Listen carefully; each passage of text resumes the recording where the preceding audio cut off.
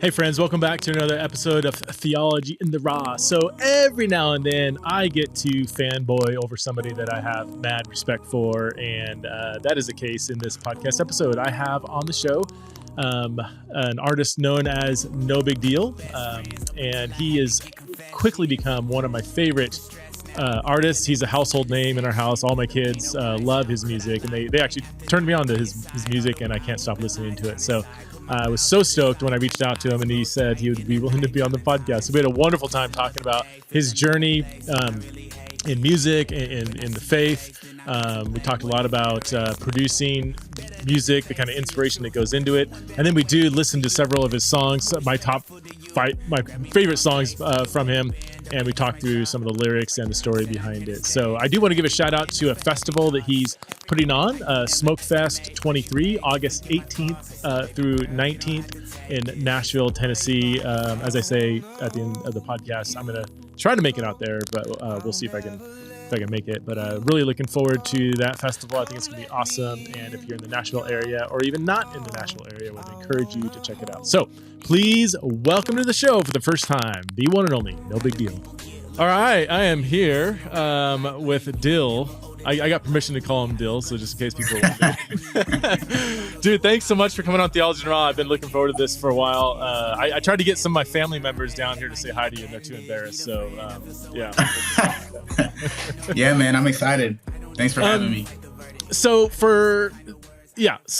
I mean, you're an accomplished Christian rapper. Is that the right phrase? By the way, I might use some phrases that are kind of like Gen X white boy, like stupid things, whatever. So please feel free to correct me if I say something, or if you are a Christian who's an accomplished musician who is a rapper, is that how I should describe you? Yeah, I any of it works for me. I don't have any problems with somebody calling me a Christian rapper. A Christian who is a rapper. It's all correct to me. You know what I mean? So I think people have different entry points with my music, and that kind of decides what term they choose to use. But I don't take any offense to any of it. I've seen people kind of frown upon the phrase Christian rapper. Mm-hmm. And I if it were me, that probably would be my. Like, am I a Christian writer? I guess that's right. Christian books, but I also like I don't know, that sometimes it can have a certain genre, almost create a certain genre that I'm not trying to create myself. Like, I am a Christian who hopefully is a writer as a piece of art, as a work of ministry, and I happen to write on Christian topics. So I guess I'm a Christian writer, but does it have a stigma in the industry to say Christian rapper? Yeah. I think I definitely know a lot of people feel that kind of tension of like, well, if I label myself or if people label me as a Christian rapper, then there's all this baggage that comes with it. You know, there's a big, it could be corny, or, even it's judgmental. It's a money grab. It's, there's a lot of baggage that could come with it. I'm just not that worried about it, because for me it's just like the music first and the art first. So I don't care what people call me. Like, they can call me any of it. They can think whatever about the boxes, but as long as they listen to the song, I'm just focused on getting them the music. So I don't feel, and I also think that it's better now than it has been, because there's so much quality art and music coming out of the Christian hip hop space that it doesn't necessarily have the same baggage that it did, 20 years ago or something like that.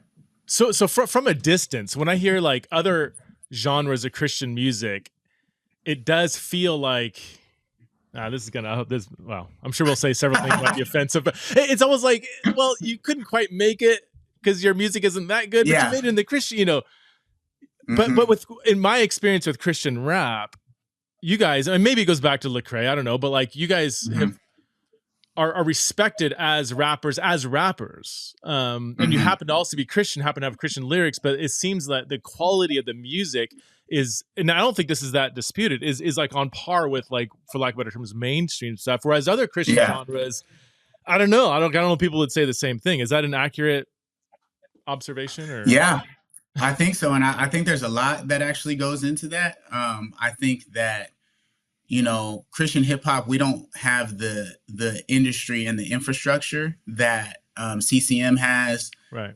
Christian rock worship. So what I mean is we don't have radio. We don't have things like, we don't really have things like Winter Jam or, Creation Fest, stuff like that. Just now we're like some of us can get booked for that type of stuff. But we don't have this long history of industry infrastructure behind us. So for us to have any fan base at all, or to break through the noise of all of the media and internet that's out right now, our stuff really has to be excellent or nobody's going to listen to it. You know what I mean? So whereas I think a lot of the other Christian genres, especially like Christian rock and some of the heavier stuff, originally they were the same way. Like nobody, the trailblazers of pretty much all of the Christian genres, like contemporary genres, they had to be excellent, and they were being innovative, and they were getting people's attention that way. But now, because there is kind of these circuits and these radio stations and like, okay, if you just do this formula, then you're going to have a certain fan base. I think people are catering more towards the formula than they are just trying to make the best art that they can. And that's not the case for Christian hip hop because we don't have that luxury, if that makes sense. Why is that? I mean, you kind of touched on it, I guess, but why the difference? Just the fan base isn't as big? Is that or? I think that that is a really good question. I think there has been historically a resistance to Christian hip hop in the church on really like in a lot of the church. So like I think there's been a resistance from the Black church, and I think that resistance is very legitimate. I have a lot of empathy for that. Because the communities that a lot of Black churches are embedded in have seen a lot of adverse effects in the community from stuff that's talked about within rap music. So even the sound of it itself, I think my experience is, Black church has been slower to accept Christian hip hop because it's like, man, let's just go a completely different way from that culture altogether. And I think that's very like that one. I'm like, I kind of get that. And then I think there's been resistance from the white church, especially conservative white churches, just kind of along the same, just like racial lines and political lines, like Christian nationalism lines, like just kind of the way that it's just slow to accept anything from the Black community, even Black preaching, everything, everything kind of. And so I think that we saw kind of a reversal of that a little bit with Lecrae and 116 when they were embraced by, John Piper and MacArthur and kind of, I guess that was like the early 2000 teens, late aughts. And there was kind of like a acceptance, and that was a huge boom. And then when some of the, like Lecrae kind of distanced himself from conservative evangelical culture, then that same kind of resistance returned. And I think in the wake of kind of conservative evangelical Christianity just like distancing themselves from Christian hip hop, what that allowed for was, sorry, I'm kind of rambling, but that right there was the moment where Christian hip hop did start to have the infrastructure that we were talking about a minute ago, and did start kind of having the circuits and stuff.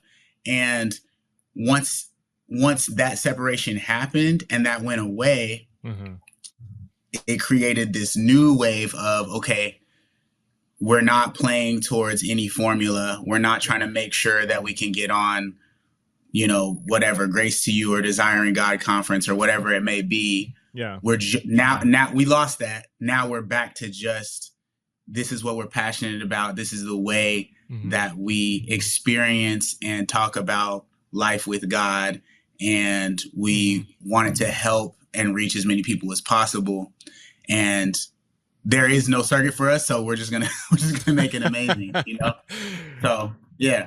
In my anecdotal opinion, the music got better after that. Not better as in it was bad before, but I've sensed this unique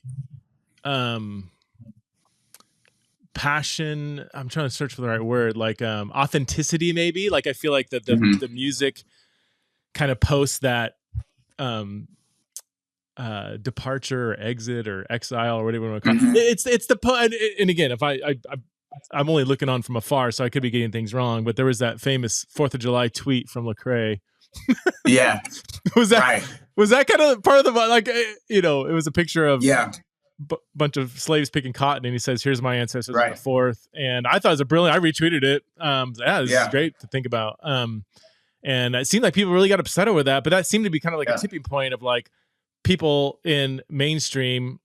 I don't want to use the term white evangelicalism, but let's just stick to, well, it's largely white, but I mean mainstream evangelicalism. Once Lecrae started getting a little too into race, started getting a little too, one might even say a little too black. I think he's even said that. And I've got several other friends that have kind of experienced that. They were part of this kind of reformed evangelicalism, and they still kind of retain some of the theology, but they're like, man, there's a culture here that I'm not just your boy. I'm not just going to be used by you when I say all the right things. But the second I start to disrupt things a little too much, then you guys are like, where are you now? Is that, again, is that at all accurate of what happened, or? Yeah, I think it definitely is. That Instagram post and that tweet was, I think that it was really just like indicative of what had already been going on. Like from my perspective, that post was like late in the game as far as the separation between between Christian hip hop and like whatever term we want to use for that. It was kind of like the final blow, I guess. And it was just so interesting to me because that post was like, to me, was not even controversial, to a lot of us within Christian hip hop. Like, we were like, yeah, this makes sense. Had no idea that it was going to have the ramifications that it did. But I'm very, very, very glad that it did, because, again, it created this space where we're not trying to cater to anything that is inauthentic to us. And a lot of that stuff was inauthentic. But it was just a way for it to be viable as a career. And I am so glad that I'm in this era where the fan base is largely people that are like the artists. Whereas during that era, the fans were nothing like the artist. And that only happens in like the niches within Christian art. If you think about it, like the fans of a mainstream rap artist or a mainstream rock artist or mainstream pop artist, they are like the artist. Yeah. We were experiencing something in the 2000 teens where the fan base was nothing like Lecrae's fans were not like Lecrae. And so there was this dissonance of like, anytime he expresses something that is authentic to himself, that is outside of the jargon or the packaging or the theological stances of his fan base, then there was all of this backlash. Whereas now, things that would have been considered controversial during that era, our fans are like, we've been waiting for somebody to say this, So I'm very grateful that it happened. I think it was very necessary. Yeah. No, I again, I'm looking on from a distance, but again, there's an authenticity that, again, I don't want to say wasn't there before. I don't know enough to say it was or wasn't, but let me just say positively, in the last few years, I just feel, even with like, the Craze Church Close albums and your stuff too, you narrate a lot of, I mean, there's, if I can read between the lines, there's a lot of personal narrative in your your music that we'll come to. I want to look at some of your songs, but take us back. Let's your personal journey. Were you raised in a church, raised in the faith, and how'd you get into wanting to be a musician? I was raised in a Christian family, and in a lot of ways that made it harder for the faith to become my own. I associated being a Christian with being a good kid, obeying your parents, getting good grades, like also being a Christian. Those kind of were like the same things to me. We go to church, we're church people, that type of thing. So I kind of, I haven't heard this term in a long time, but I kind of was like part of the easy believism thing. Like, I was just, I was a VBS kid. I was a Awana kid. And so I was just like, oh yeah, and then when it really became my own was towards the end of high school, right before college. A preacher was preaching on James 2:19. You believe there is one God, you do well. Even the demons believe and shudder. And that sermon and kind of all of the implications of it, that demons themselves believe in God. Not only that, but when they see Jesus, they know who he is. They know he is the Son of Man, the Son of God. They fall prostrate, or cause the people that they're embodying to fall prostrate. They say, have you come to, destroy us before the time? They beg to be sent into the pigs instead of destroyed, like all of these things. So they know who God is. They know who Jesus is. They know they're going to be destroyed in some passages. So that, their eschatology is good. Like, and so, that really shook me to my core. 'Cause I'm like, well, James made sure to say, and shudder. Like, they also have fear. So it's like, what is separating me from the demons then in this, and, the pastor continued on that, like, the difference is the desire to follow Jesus, as your Savior and Lord, like, follow him. Like, I want to walk with you. And so that was like that was when it was like, okay, like, life has to look a lot different if this is true. So that on the faith side, that's kind of. How old were you at that time when you heard that sermon? I was 17. Oh, okay. Yeah. 17. So, and like I said, I had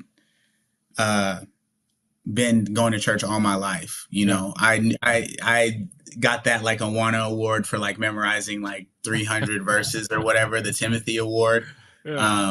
All of that. And I mean, I had like a pretty good like head knowledge of the whole thing. And I in a sense, I did believe, like, I didn't not think that God was real. It was just that an honest look at my life when I was 17 was like, I don't think I'm really like walking with Jesus. I don't think we're on this journey together,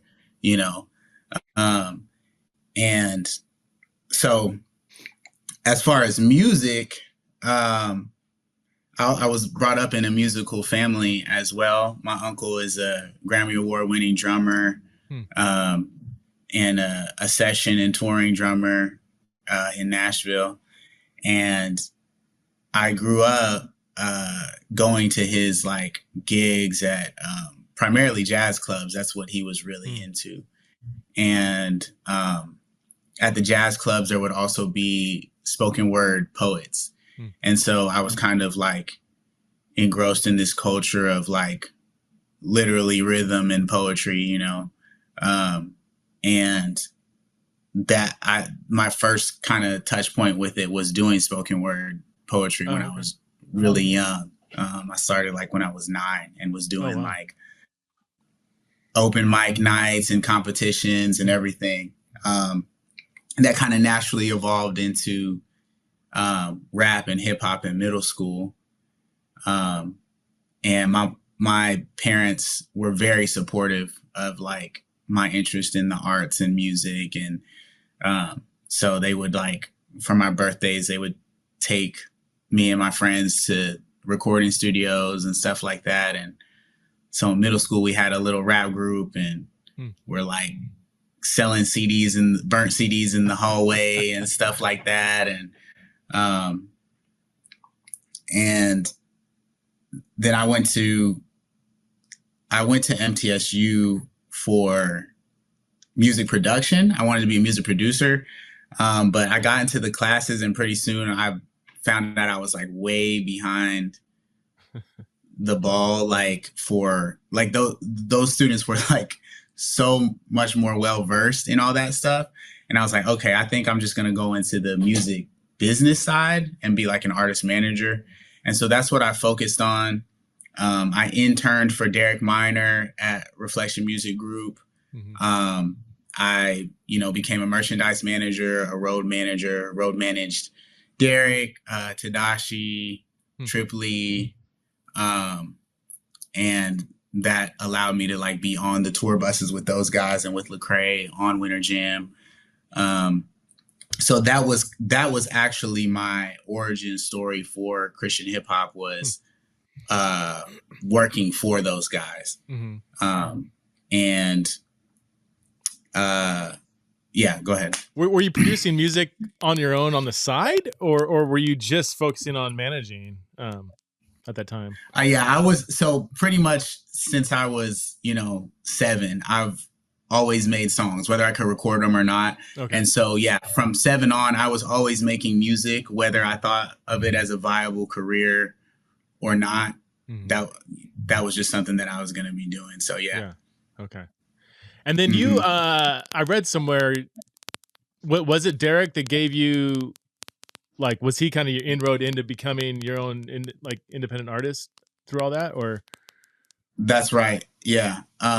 So I was his road manager at the time, and I was also making music on the side. And Derek is all those guys that I just mentioned are so like generous and but Derek, like specifically, he's just like a really generous guy, and he wanted to build up kind of the students at MTSU who kind of took the same path as him. So there was like a group of us who he kind of mentored. And he used to have a studio on the square out here in Murfreesboro. And he just like gave us a key to it. And so we could just go and record at any time. And he had like, we were in there all the time, of course. And he like left a bag or something in the studio one day, and he came in there and heard what we were recording. And he was like, who is this? And I was like, that's me. He was like, this is you? I was like, yeah. And so he tweeted out a link to that song that we were working on. And that was like the first little buzz that I ever got was from that. So what song was that? That was, so it was either a song called Indie or a song called Beauty, but actually I think it was Indie. Okay. Yeah, Indie. And that was like, that's probably the song that like people who, have been listening to me since 2015. That was probably the first song that they heard. Okay. So, but yeah, the big story with Derek was after that, he asked me, I kept making music, and he was like, do you want to be a road manager all your life, or do you want to be an artist? And at the time I knew how risky it was to be an artist. And I was just like, well, I mean, in a perfect world, I'd be an artist, but I think I got a good thing going like on the management side. And he was like, okay, you're fired. So he was like, kicked you out he of the said, nest. yeah. He said, I've never seen somebody who has really made it in the music industry while having a safety net. Yeah. So he kind of cut the net. Was that scary? Yeah. So that must have been exhilarating and also scary at the same time. What did those first few years look like as you're trying to produce more music?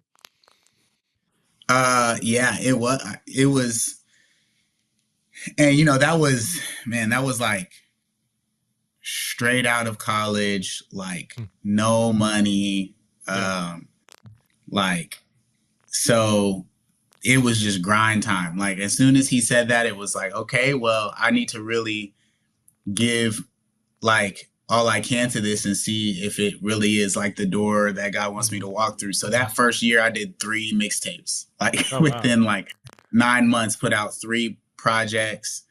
And really my initial fan base was built off of that. So it's like I think he like fired me in like, I don't know, like maybe January or February or something like that. And then by Christmas I had 3 projects out. And then the following January,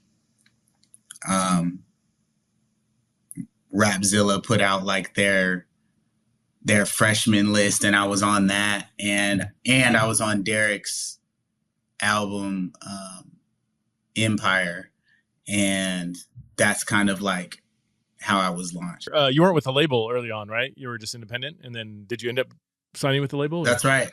Yeah. Yeah, I was independent, and then after those 3 projects, and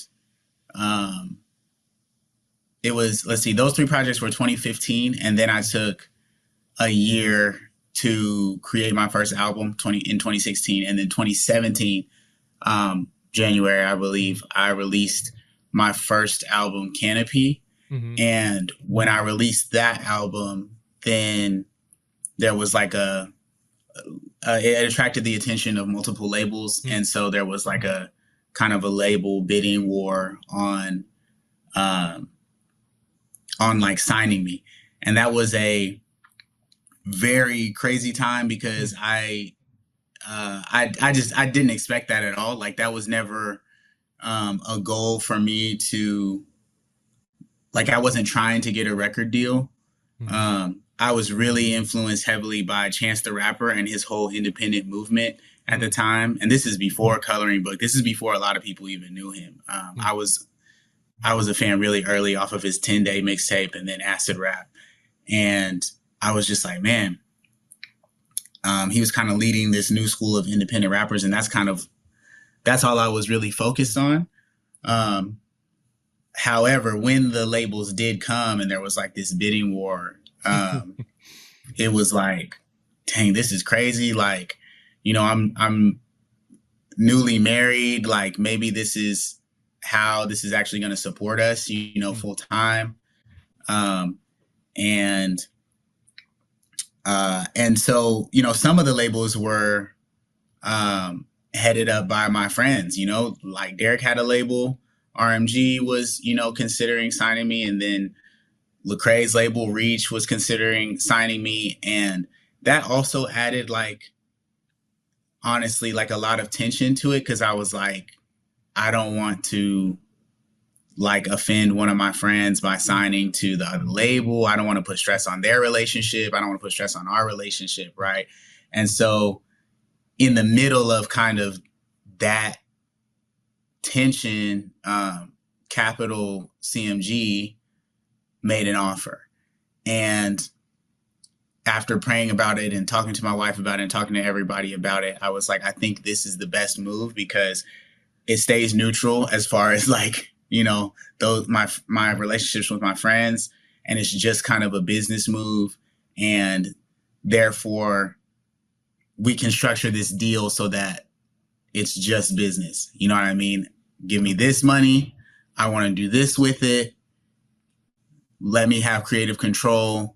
And it's not tied to any relationships. It's not tied to, well, I think your career should do this or whatever. So I signed with Capital CMG in late 2017. Yeah. Okay. Mm-hmm. So what are the, I guess, what are the, because you went independent, you're independent now. You went back to. That's right. So there's a story Mm-hmm. there. Like what's the pros and cons maybe of being with a label versus being independent, and why does it seems like more and more people are going independent, maybe, or maybe I'm some misperception.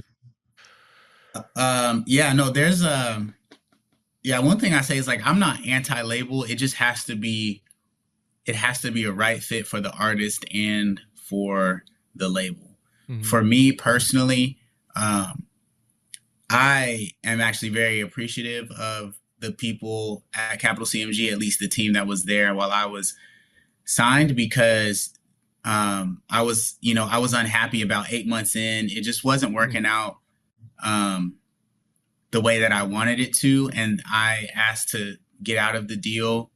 And we had to have a couple meetings about it, but ultimately they released me without any strings attached. So for example, I signed for 60 masters, which means 60 songs essentially. Okay. And I did one album with them. So I gave them like 12 masters. Oh, wow. And then they just left, they let me out of the deal. So typically what you hear with like, these nightmare label situations, in pop culture is what would have happened is they would have been like, no, you have to fulfill your contract. So either you stay on the label and finish out your contracted 60 songs, or 48 songs that you haven't given us, or like you can be off the label, but we're going to own 48, like your next 48 songs are going to belong to us. And Capital CMG didn't do that. So the very next song that I released was independent. So I do want to send a shout out to them because that's not typically how it happens. And I think that that's a rare story where a Christian label actually conducted themselves like Christians above. So shout out to them. But as far as, what are the pros and cons? It's, if you have like an entrepreneurial mindset and you are kind of built to be an independent artist, which means you are able to create quality content consistently over a long period of time. It's got to be all three of those: quality, consistency over a long period of time. If you can do that and you can say, I'm treating this like any startup, like I'm not planning to be, I'm not planning to be in the black until year 5. Anything above that is a major success. If you have that mindset and those abilities, then you should highly consider remaining independent. If you're an artist and all you want to do is make music and then have a team do all the marketing, do all the positioning, come up with release plans, with rollouts, all that type of stuff, those type of artists, I think, you're potentially a good fit for a label. What I tried to do with my deal was kind of a hybrid where, the label has a lot more money. That's the main thing. That's really all you need. Like, that's what a label is like a bank. That's a healthy way to think of it. It's a bank that gives you a loan with like really, really good terms, because their loan can only be paid back through the release of your music. So they can't garnish your wages. They can't take it from like your house or anything like a bank could. Like if a bank gives you a loan, everything's on the table. Label, if you look at it that way, you're good, because it's like, okay, they're giving me this money and the way that I pay them back is through music. Everything else in my life is protected. So if my goal is not to make money off of my music, but it's just, I want my music to be as widespread as possible. And I think that when that happens, my merch, my shows, everything else will blow up so much that I won't miss the ownership of my music. That's a healthy way to approach a label. You see what I'm saying? It's similar to writing. I mean, that's, Yeah. Yeah. Do you go with a traditional publisher? Do you go independent and self-produce your stuff or whatever? It's a hard tension, man. I mean, I've only done a couple self-produced things, and it's a lot more work, and I don't know. I think writing's I think it's different though. We don't have a Spotify. We don't have. I don't know. I feel like there's an overlap, but it is different. And I've stuck with a traditional publisher to primarily be. I mean, distribution's a lot better, and the infrastructure. They have the editors. They have the copy editor. They have the cover design. They work with Amazon. I don't even know how to put a book on Amazon. And so I mean, there's so much stuff on the back end. I'm like, I don't want to spend time doing that. I would imagine with music though, I mean, like you said, you're entrepreneurial. You seem to enjoy the whole industry, the process, not just producing music and having someone else run with it. But I mean, you've done production, you've done, you went to school for kind of the whole production side of things, right? So yeah. And I think that you were saying more and more people you see going independent. So a lot of it is that this kind of connects to what we were talking about earlier, but labels want you to do what has worked before. So they're going to influence you as much as possible to fit into a mold or a format that has already worked. And that's what started to happen. They need to sell, right? There's a market, there's a base, there's a market base. They need to sell, which it's understandable. It's like, I don't fault them for that. But at the same time, that could stifle, for lack of better terms, prophetic creativity. I mean, I feel like musicians are kind of the prophets of the day, and they're able to see things that are coming, and rather than just appeal for the things that have been, right? But that might be, when you're on that kind of cutting edge of seeing things, you might not have the initial fan base, for lack of better terms, at the beginning. It usually comes 5-10 years later, right?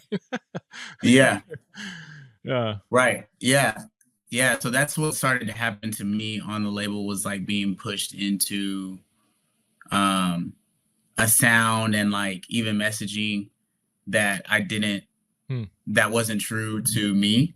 And so I was like, this is not why I got into it. Like, this is, I'm not just, if I was just trying to make money or be pop, like I would do something else. Like, I really want the music to be what I agree with you. Like, I think that there are specific things that God wants to accomplish through me, like through the music that I make. And I don't mean that in a prideful way. I just think that God is the ultimate creator. He is the most creative being that there is. And I think that's a very ignored aspect of God, which is how could we ignore that? But whatever you think creativity is, whoever you think is the most creative or the most creative idea, like God created the concept of creativity. Like, so he is more creative than whatever the most beautiful creation or art, you know what I mean? So I think that him being a creator, there are certain things that he wants to accomplish through creators in the world. And I want to tap into whatever he has ordained for me to make, and not kind of like sacrifice that for money or acclaim, if that makes sense. Yeah.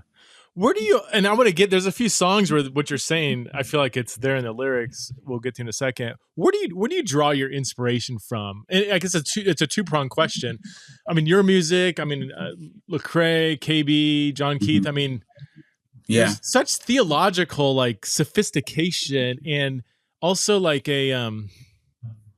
you're drawing on just such a wide range of authentic life experiences. You'll go politics, culture, your own kind of personal journey. You'll talk about highs, lows, lament, joy, the rawness of, even you talk about, the lure of money, even in the industry, and how that can stifle your faith. I mean, I might be even, I don't want to put words in it, but yeah. So where do you draw? Do you read a lot, or do you just go on like life experiences, and where do you get? I mean, the theological sophistication is just, can I be honest? We're 40 minutes in this episode. I don't even love rap music. Yeah. And this is a compliment, but I can't stop listening to your stuff. I listen out every day at the gym. I work out to it. I'm looking at lyrics. I'm like in between songs, like studying everything. I didn't grow up. I mean, I like a lot of other genres, but it's not my go-to genre at all. But so I think it's almost all I listen to anymore, primarily because there's such a beauty and creativity and power to the music. Anyway, where do you draw your inspiration from? I would definitely say life experience. I lived in 9 different states before I was 9, all over pretty much in every region except the Pacific Northwest. My mom she really just wanted to broaden me, my brother, our friends, like kind of view of the world. So she would take us on these like road trips, just really amazing things. Like she took us to like Coretta Scott King's funeral, like just like different, she's an educator at heart. Even she homeschooled my brother for a while and homeschooled me for 1 year, but most of my schooling was like public school. But she just still would do her own like field trips or her own lessons or whatever. And so I think that all that to say, I think that like broadened my mind a lot when I was young. I just didn't have a lot of boxes that a lot of people have. Like my general thought is like, well, why can't we do this? And I think that was given to me by my mom. And so that allows me to approach travel, conversations, interactions with so much like curiosity. I know I present like I read a lot, but I actually don't read a lot. Really? I always want to.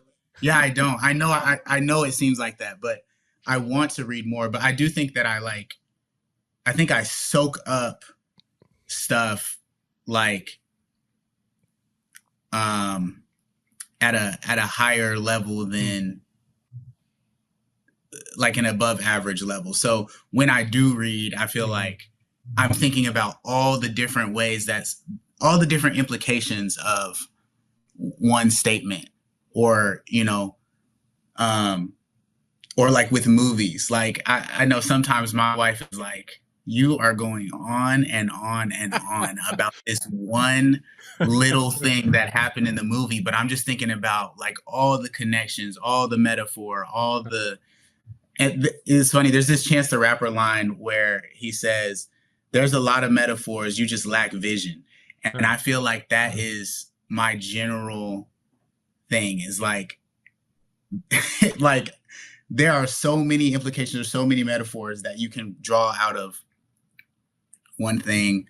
But a lot of people just don't take the time to do it, or whatever, their minds aren't wired like that. So when you listen to one of my verses, a lot of them feel that way. A lot of times I'm making references that I'm not even well versed in before I write the verse. Like I start writing the verse, and kind of the way that I write is music first. So, we have the production, and then I'm kind of like freestyling and getting flows and rhyme scheme. And then the rhyme kind of that's the beginning of the structure. I'm following the rhyme, and I'll say, like in freestyling, I'll say a word or a term that maybe I'm not that well versed in. Maybe it's a quote from a movie or a book or something that I've just heard in conversation, I've heard in media. And then I will look that stuff up, and I'll like read about it and watch videos on it. And then I know about it. And then I start like making all these different.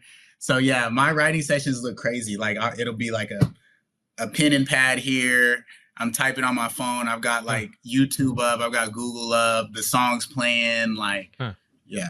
So the reading might come after. You might have a line that comes to you through a life experience, and then you want to chase it down and tease it out. And okay, that's interesting. Yeah. All right, dude. Right. Let's get to some music here. So, okay.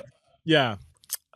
This first one. So I'm just going to go in order of I just had to pick my top 4 favorite songs of yours. Okay. Hands down. And my son's going to crack up when he listens to this. But we got to talk about One Way. Let's get on, Ace. Okay, alright. Son of God, doing what the sun say. Minimalist with the feng shui. Heart guarded, I'm like Harden with the pump fake. We ain't going back and forth, this is one way. Every golden road in heaven is a one way. Serve a big God, I'ma see him one day. Okay, great, that was one take, but your lyrics didn't give him hope, let alone faith. My relationship with the music, it be love, hate. They be wanting me to use it in the wrong way. I was happy in the Buick with the ball fade. Now I'm discontent with the life that I pray for. That just goes to show achievement isn't what we made for. Selling us the lie that we be happy if we make more. I worry less when I pray more. This is holy war, better watch out for the claymore. Hey, you could ride a wave, here's a wakeboard. Yeah, and I keep it P like a skateboard. Hey, play your part and he gon' part the sea. I was looking back at Egypt, it was hard to see. It was getting hard to see. Pardon me. That was produced by Ace at Reach Records. Man, yeah, I just gotta send a shout out to Ace. It's like so much of what I create and so much of my career is just based on relationship, which that's the other thing. If you're an independent artist, basically your whole career is relationships. Mm-hmm. But yeah, so One Way, same thing. Ace like created I think he had a rough version of the beat. He had the sample in there and sent it over. And that's like the inspiration point is the music. And I just kind of like had this vision of like a one-way street leading to eternity with Jesus. Mm-hmm. And how like once you start with him, like once he captures your heart, like that's it. Like the work, like he is going to make sure that you reach your destination, you know? So that was like the spark of One Way. Mm-hmm. And then I was just like tapped into that one idea and like exploring all the different, you know, that's, you know, every golden road in heaven is a one way is the first line. And so, like I said, I had that vision of like this one way street. And then it was like the connection of street to, when have I heard about streets in heaven? Oh, there's streets of gold. You know what I mean? And so then it was like, well, what if I'm taking that literally, then they're one-way streets because there's no like going back. You know what I mean? Every golden road in heaven is a one-way. Serve a big God. I'm gonna see him one day. Yeah. So I forget where this is in the song. You start getting into kind of your personal relationship with the music. My relationship with the music, it'd be love, hate. They wanted me to use it in the wrong way. I was happy in the Buick with the ball fade. Now I'm discontent with the life that I prayed for. That's So here you're trying to break into the industry. You're trying to get in, and you work so hard, and all of a sudden going back to your own story, now you got record labels throwing stuff at you, and you kind of arrived to some extent, and then you're like, this isn't. Yeah. Is this? Am I reading in? Is that a correct interpretation? That's right. Yeah. They want me to use it in the wrong way. I was happy in the Buick with the ball fade. Now I'm discontent with the life that I prayed for. Yeah. So it was like keeping the driving and the road imagery. They want me to use it in the wrong way, like a wrong way sign. I was happy in the Buick. So now we're talking about a car, the ball fade. So I had a that was like my first car, was a Cutlass Supreme, which is an Oldsmobile, but that is like owned by Buick. So that was my first car, and I had a bald fade at the time. Like my hair was very short. That was like my childhood haircut. And so I was thinking back to those days where, like we were doing this for the love of it. We were making no money at all.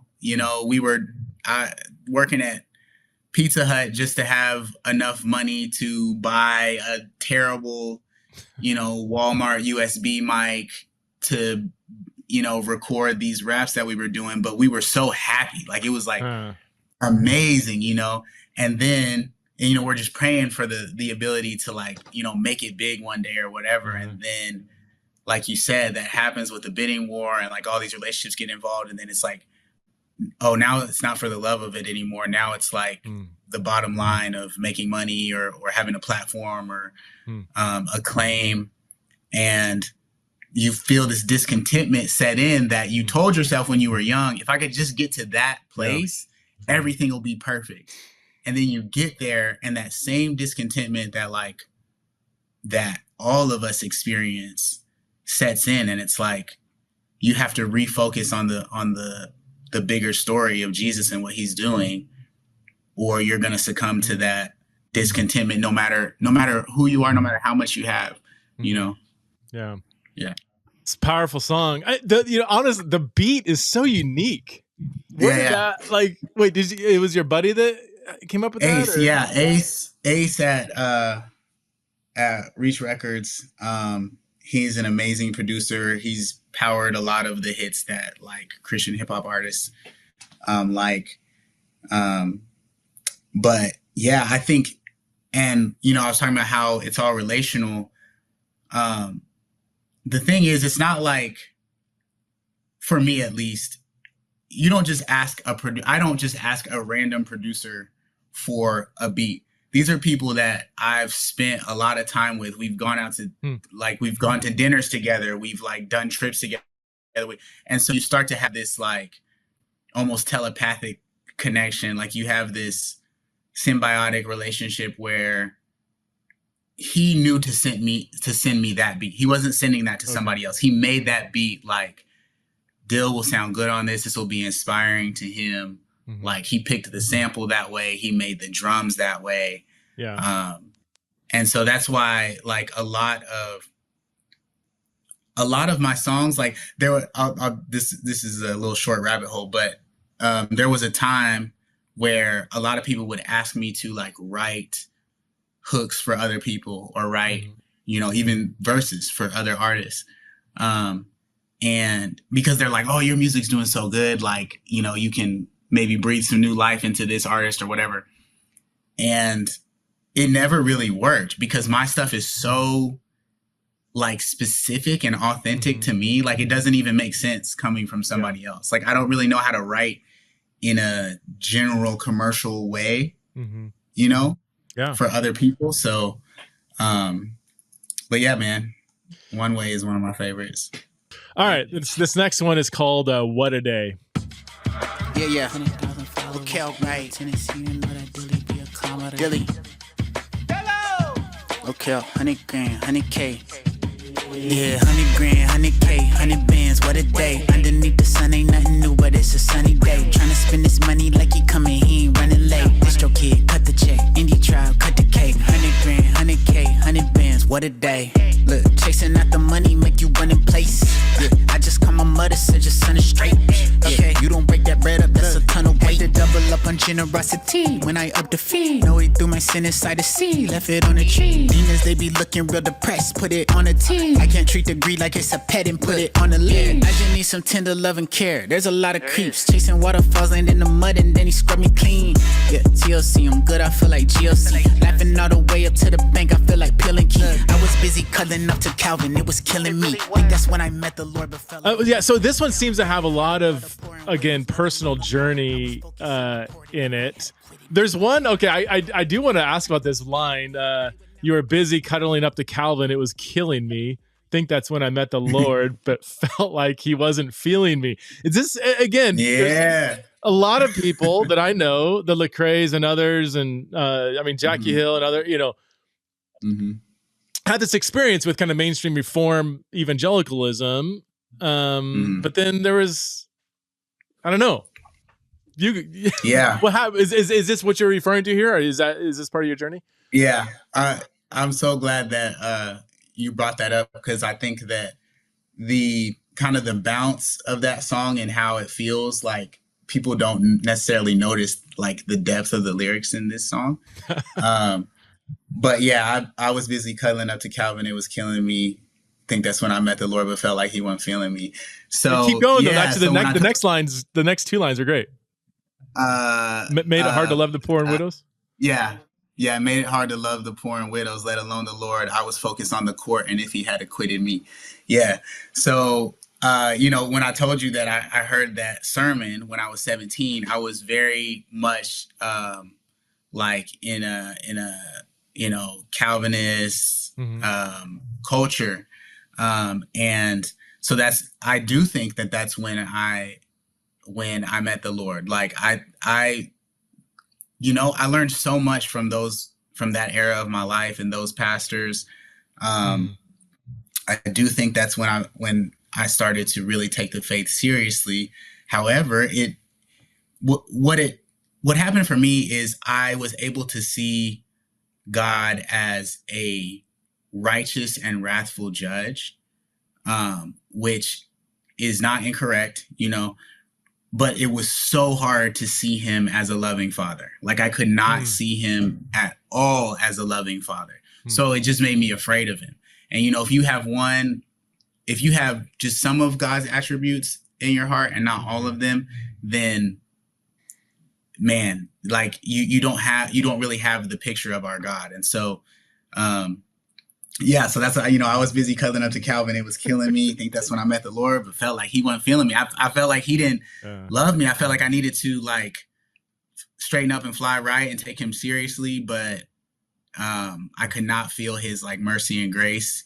And of course, if you're always worried about your like legal position before a righteous and wrathful judge, then love is not going to overflow into service because you don't feel loved. Like the only way for it to overflow into joyful, loving service of, the poor and the widows or whoever you're serving, the orphans, whoever. The only way it's actually going to overflow from a joyful place is if you believe that you are loved and you are secure in the Father's hands. Otherwise, that service is just going to be legalism. You're just going to be trying to kind of balance the scales and get in God's favor by helping other people, So, yeah, that's a very deep lyric in that song. It jumped out at me, man. I was focused on the court and if he had acquitted me, going back to the Reformed emphasis on justification. Am I right before this angry and wrathful God? And again, it's like that's one side of I don't want to dismiss the importance of that, but when that becomes the center of your whole theological orbit, I think you miss out on other important metaphors. All right, this next one, I gotta admit, I just love the beat of this song. When I'm at the gym and it's leg day and I just need to get ramped up, I put on lighter fluid. And he try to say lies.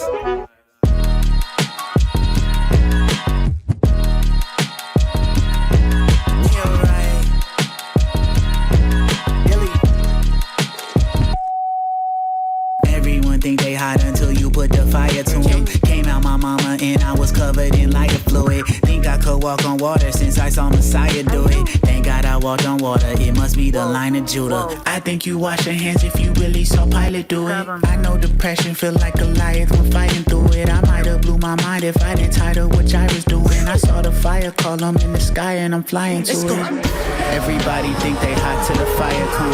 You not a gremlin cause you could order a higher gun. If you offended and grab a sword, then you'll die from one.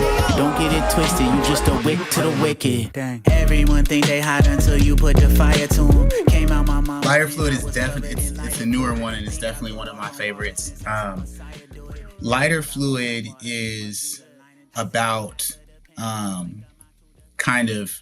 it's from the perspective of somebody who has experienced like multiple disadvantages in life, but still perseveres through them holding on to the hope of God being with them. So everyone think they hot until you put the fire to them.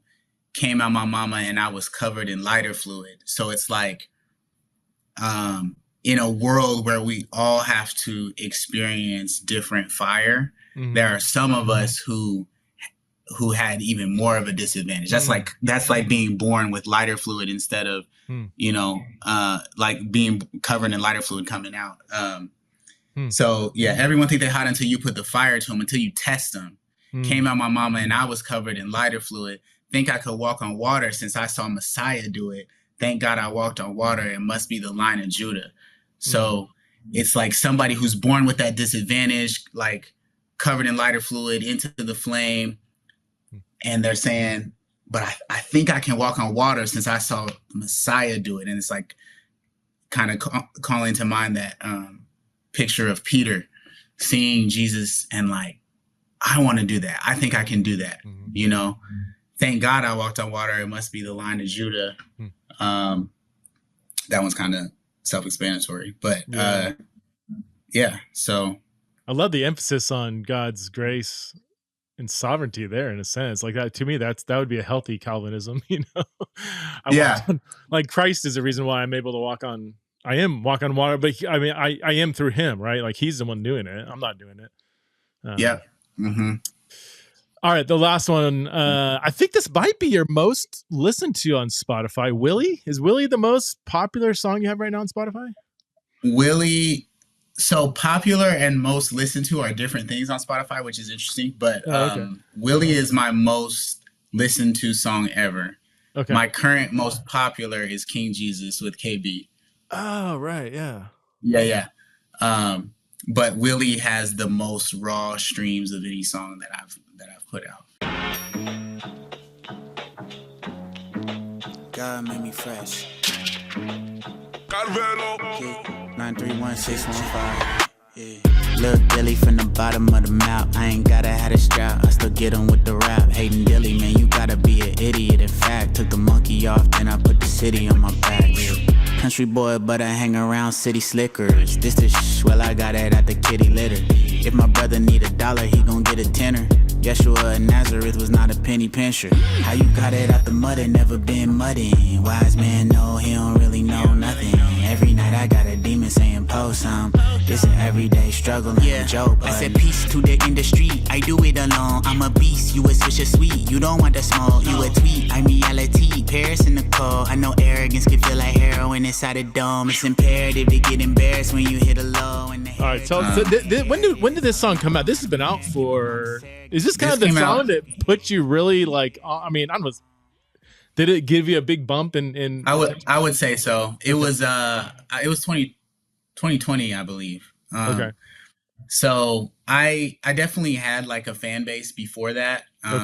You know, I've been full time since 2017. You know, we support ourselves off of music, and we already were, but that definitely introduced me to a much bigger fan base and put me kind of in a different position. You know, Andy's fan base is just so big, and he was coming off of Better Late Than Never tour with Lecrae, which I also was on. So the timing of it, especially in the pandemic where people really wanted like well-produced content and hopeful content, it just kind of, you know, God's providence in it was amazing. But yeah, that put me on like a whole different level, I would say. So can you unpack it for us? What's the song all about? Yeah.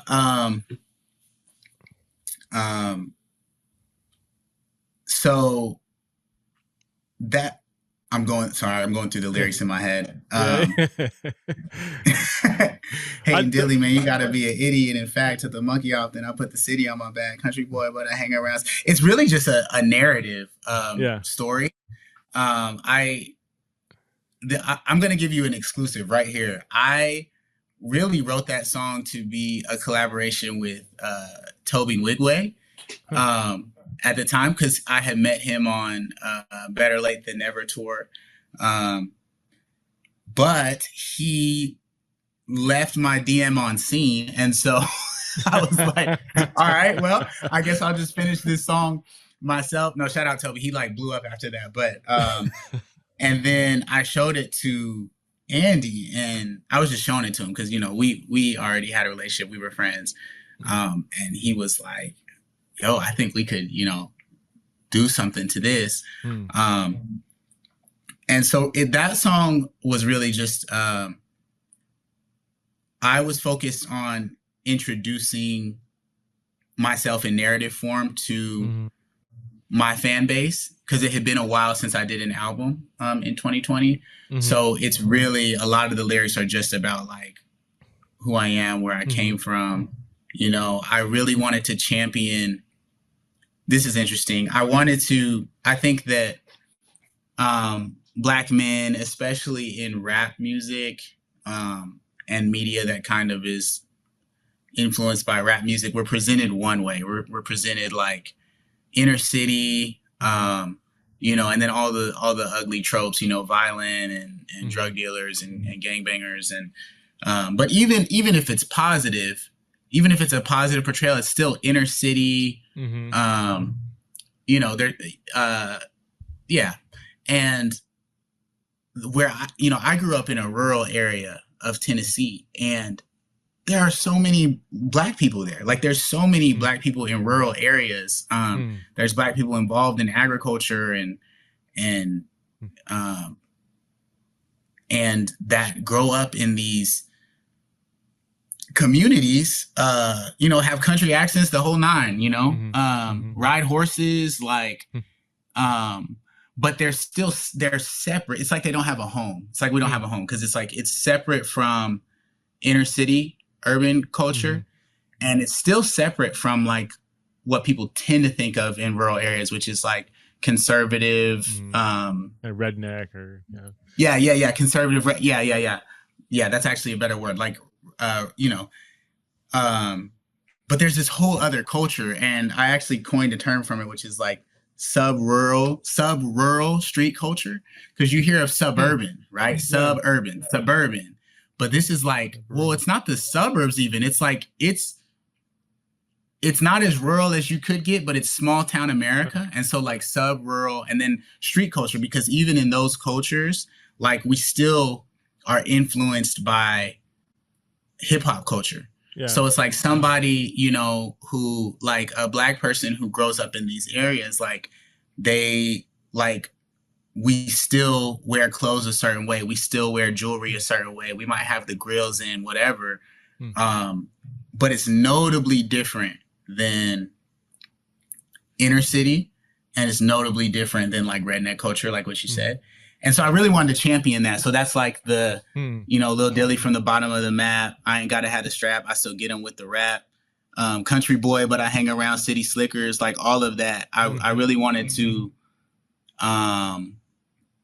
start to build a home for people like that in music. That's what my song Sticks and Fieldhouse Freestyle, all of those songs. Yeah, all of those songs are trying to represent what I feel like is an underrepresented culture in media. I'm just curious.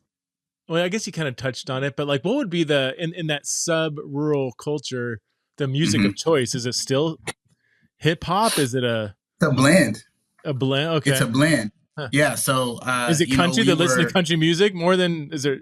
Yeah. It's like, that's what I'm saying. I mean, I wish somebody would do like a documentary on it. It's fascinating, because it's like, it's still, we listen to hip hop, but we listen to country music. And then we would listen to some of these like underground artists who were like kind of in between. And now there's an industry component where there are some artists, you know, I guess the famous one is like Old Town Road, right? Like it was like, oh, is this country? Is this hip hop? Right. What I'm saying is, since I was a kid, we had been making music like that, or hearing local artists make music that sounded like a less polished version of Old Town Road. So for everybody who felt like, oh, this is a new thing, the thing is, Lil Nas, now he's gone like a completely different way, but Lil Nas X is exactly who I'm talking about. His actual, yes, he would fit into like the culture that I'm talking about when he was growing up, not necessarily now. Chris Brown, the same way. He's from a small town in Tappahannock, Virginia. Now you would think he was from LA. And that's kind of what I'm saying, is like, there hasn't been somebody who has just championed that, because once you get into the industry, then they push you into these other tropes. What would it look like if Chris Brown was proud and stayed that way? You know what I mean? T-Pain is like that. There was a rapper named David Banner from Mississippi who was like that. Like, but it's Soulja Boy is from Mississippi. So it's like all of these, but now you would think they were from Atlanta or something like that, because you get pushed into, okay, are you an Atlanta rapper? Are you a New York rapper? Are you an LA rapper? Not are you a Tappahannock, Virginia? You know, not are you a Tupelo, Mississippi? not are you a Shelbyville, Tennessee rapper. And so I was trying to make a home. Like there was this one group called Nappy Roots from Bowling Green, Kentucky, who in the early 2000s, they had a pretty big run. And they're like the only group that I feel like really epitomized what I was talking about and stuck to it. But the label dropped them after their second album. And that was kind of it. So like, you almost have to be independent. You almost have to be independent, right? To be able to fit the genre that you feel most at home with, but might not have the kind of fan base or expectations that people have. That's right. Is that like Southern rock, blues, and there's sometimes when you blend those two, I feel like that has a similar feel to that sub rule. That's right. Yeah. I would say like the kids that grew up at the time that I grew up, we would be like musical and maybe even biological descendants of like when people like B.B. King and Chuck Berry and Muddy Waters even were making like electric blues. And then they would like Ray Charles didn't care. He would do every type of genre. He didn't feel like he was in any box. Ray Charles would do a country album, he'd do a blues album, he'd do a rock and roll album, he'd do a pop album. And that I feel like got lost in kind of in the age of polarizing media, instead of like championing Stevie Wonder and these people who fit into all these different cultures. Now it's like, no, you're black. Okay. You're a gangster rapper, like, period. Like that's what you are, instead of a multi-hyphenate. And so it's like, I love kind of championing the alternative to that, which is why I was drawn to people like Chance the Rapper and Childish Gambino, because they're kind of a call back to that, to where it's like, no, I don't have to fit into one box. I can do a live musical one day, and I can do a rap album the next day, and I can collab with Coldplay the next day. Like, so doesn't with the internet in the last 10 years or so, doesn't that open up a lot of genre collaboration and crossover? Yes. Yes. The internet, and more recently, TikTok and the responses to TikTok. So Instagram Reels and stuff like that. I think it's the best time ever to be an independent artist, because you can skip every single gatekeeper that there's ever been on TikTok, or on Instagram Reels. So there are people who I've known and worked with since 2015 who were not really able to get, the breaks that I was able to get, or build the relationships with people that would platform them in the way that I was, that have leveraged TikTok into finally having these like viable careers, because what they do is so impressive, and TikTok is a performative social media. So if you can, again, high quality consistency over a long period of time, that's what my friends had, and that's why it's finally working. Because if they would have gave up before TikTok blew up in the pandemic, then they would have had high quality and consistency, but they didn't persevere, and so nothing happened. But since they persevered into this newer era where you can go direct to the fans with TikTok, now they have these viable careers, Yeah, that's what a time to be alive, man. Yeah. Literally. All right. I've taken you over an hour, man, but I've got to advertise Smokefest 23. Tell us about that. Yes. August 18th and 19th in Nashville. Yes, sir. This is what I'm most proud of right now. I'm most passionate about, which is our independent owned and operated festival in Nashville. Like you said, August 18th and 19th at Rocketown. There is no organization, label, corporation involved in this at all. This is all independent artists, like I said, owned and operated. Our headliners this year are Lecrae, King's Kaleidoscope, and Indie Tribe, the group that I'm a part of. But we have all up and down the the lineup, we have amazing talent. We have Hovey and the New Respects and John Keith and all different types of people. I'm excited about it because we're not just trying to build a concert, but we're actually trying to build festival culture within the Christian space, which I don't think has been done very well, especially for non-CCM, non-industry artists, the artists that we've been talking about. This is the first festival that is really built for and by those independent artists who are pushing the envelope sonically, with the message, with the aesthetics. And we want to platform them and empower them. So we also have an educational wing of the festival called Indie Institute, which has industry professionals come and do panels and equip independent artists, and that's free. We're making that free. Wow. For artists. We have a block party aspect, which is outside, which is also free to the public, and it focuses on the Nashville community. So all of the vendors, from the DJ to the food, everything is going to be local vendors. It's not, people that are just in the Christian hip hop space that we're just kind of like embedding into Nashville. We want Nashville vendors to have a spot there, and then we have 2 days of music that we put on. So you got my buddy Jay Newman. Is he might be? He said, yeah, that's right. Is he, dude? Yeah. His barbecue is the best, man. It's amazing. I'm excited about that. Yeah. I host a conference here in Boise called Exiles in Babylon, and he drives his smoker out every year to smoke meat for our conference. Wow. Okay. Yeah, he's good. And man. You say it's A1, right? It's A1, man. No, this dude is barbecue is a religion to Jay. Yeah. He's gonna love this advertisement, by the way. No, this guy's he's his whiskey soaked brisket. I mean, he could charge whatever he wants. It's unbelievable, and all his stuff is so good because he barbecue for him is an art and almost a religion. Yeah. No, you can't go wrong with him. He's a pit master for real. He is a pit. I mean, he's the head or a pit master for one of the highly rated joints in East Nashville. But he's been studying barbecue for like 20 years. Amazing. Yeah, he's good. Yeah. I might come out, dude. My son is a huge fan. Me, my wife. We're gonna try to make out. So maybe we can meet up. That'd be amazing. Yeah. How many people do you think will be there? Is it like a few hundred, few thousand, or who knows?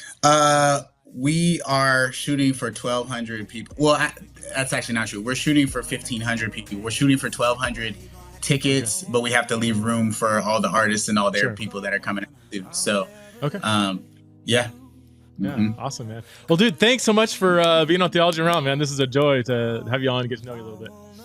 Man, thank you so much. It's been great. I wanna hold you close. I'll never let you go. Come let me in your arms. I wanna hold you close.